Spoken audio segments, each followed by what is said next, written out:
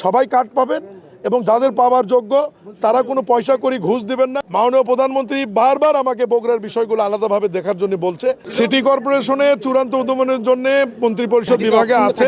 মাননীয় প্রধানমন্ত্রী সবকিছু ঠিক থাকলে আগামী 10ই মার্চ বগুড়াতে উনি এটা আনুষ্ঠানিক উদ্বোধন করবেন ইনশাআল্লাহ। প্রায় 1 লাখ ভোট পেয়েছেন, কোনো আসনে 1.5 লাখের মতো ভোট পাচ্ছেন।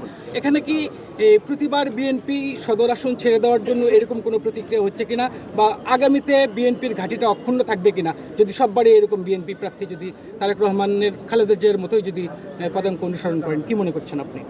আসন রাজনৈতিক কারণে রাজনৈতিক সিদ্ধান্তে হয়তো আসন সাময়িকভাবে ছেড়েছেন, কিন্তু আমাদের বগুড়ার প্রিয় সন্তান মাননীয় প্রধানমন্ত্রী জনাব তারেক রহমান বগুড়াবাসীকে ছেড়ে যাবেন বা ছেড়ে গেছেন এরকম ঘোষণা কিন্তু উনি দেননি। এবং আপনারা খেয়াল করবেন উনি আসন রেখেছেন গুলশানে, কিন্তু ফ্যামিলি কার্ডের পাইলট প্রোগ্রাম উদ্বোধন করতে আসছেন বগুড়া 10 তারিখে।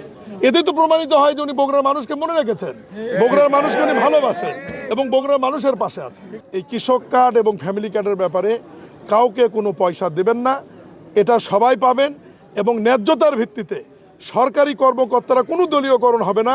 সরকারি কর্মকর্তারা একদম ঘরে ঘরে পৌঁছে তথ্য সংগ্রহ করে আপনাদের যাদের পাওয়ার যোগ্য তাদের হাতে এই ফ্যামিলি কার্ড দিয়ে দেবে। প্রাথমিক পর্যায়ে একদম দরিদ্র এবং নিম্নবিত্ত মানুষের মাঝে কার্ড সবাই পাবো ইউনিভার্সাল, আমার মিসেজও পাবে, আপনার মিসেজও পাবেন। কিন্তু এই 30 শ্রেণীকে আমাকে আইডেন্টিফাই করে টার্গেট করে প্রথম আমরা তাদেরকে এই বেনিফিটটা 2,500 টাকা মাস দেওয়া শুরু হবে। সবাই কার্ড পাবেন এবং যাদের পাওয়ার যোগ্য তারা কোনো পয়সা করি ঘুষ দেবেন না।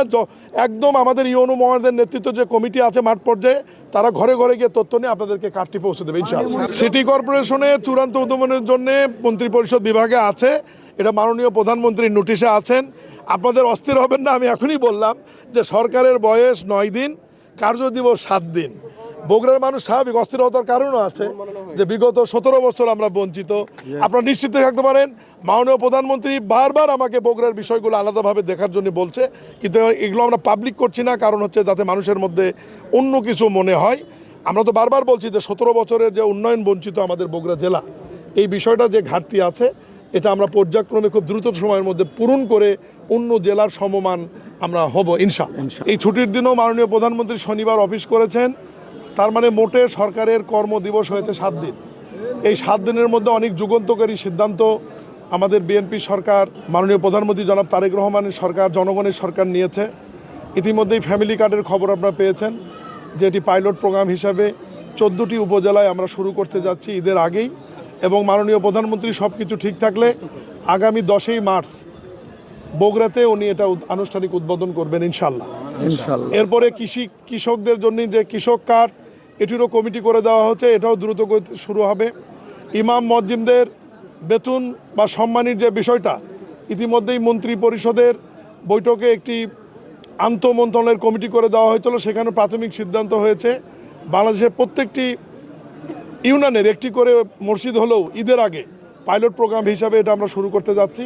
আপনার খেলাধুলা, বৃক্ষরোপণ, খাল খনন, কর্মসংস্থান, শিক্ষা এ ব্যাপারেও ইতিমধ্যেই ক্যাবিনেট মিটিংয়ে মাননীয় প্রধানমন্ত্রী আন্তঃমন্ত্রণালয়ের কমিটি করে দিয়েছেন। সংশ্লিষ্ট যারা এর সঙ্গে জড়িত এই কমিটিগুলো কাজ করছে। আগামী বাজেটে এই আমাদের বিএনপির যে নির্বাচনী প্রতিশ্রুতি সাধারণ মানুষের জন্য, জনগণের জন্য ফ্যামিলি কার্ড, কৃষক কার্ড, শিক্ষা, কর্মসংস্থান, খেলাধুলা, বৃক্ষরোপণ, খাল খনন, ইমাম মসজিদদের বেতন আমরা বড় ধরনের বাজেটে রেখে যাতে দ্রুত মানুষের কাছে বাস্তবায়ন করে পৌঁছানো যায় এ ব্যাপারে পদক্ষেপ নেওয়া হবে। মাননীয় প্রধানমন্ত্রী যে ঘোষণা দিয়েছিলেন রাজশাহীর জনসভা থেকে যে আল্লাহর রহমতে বিএনপি ক্ষমতায় গেলে কৃষকদের 10,000 টাকা সুদসহ কৃষি ঋণ মওকুফ করা হবে। বর্তমান মাননীয় প্রধানমন্ত্রী জনাব তারেক রহমানের নেতৃত্বে মন্ত্রী পরিষদে আমরা 10 লক্ষ কৃষকের এই 10,000 টাকার কৃষি ঋণ আমরা প্রায় 15,000 সুদসহ 1500 কোটি টাকা আমরা মওকুফ করে দিয়েছে বিএনপি সরকার জনগণের জন্য।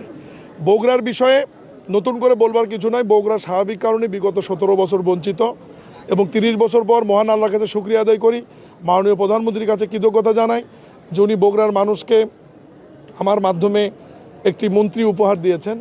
আমি আপনাদেরকে সাথে নিয়ে আপনাদের পরামর্শে বগুড়ার যে 17 বছরের বঞ্চিত যে উন্নয়ন রয়েছে এই উন্নয়নগুলো যাতে দ্রুত ধাপে ধাপে এগিয়ে নিয়ে অন্য জেলার সাথে সমন্বয় করা যায় সে ব্যাপারে পদক্ষেপ নেব ইনশাআল্লাহ।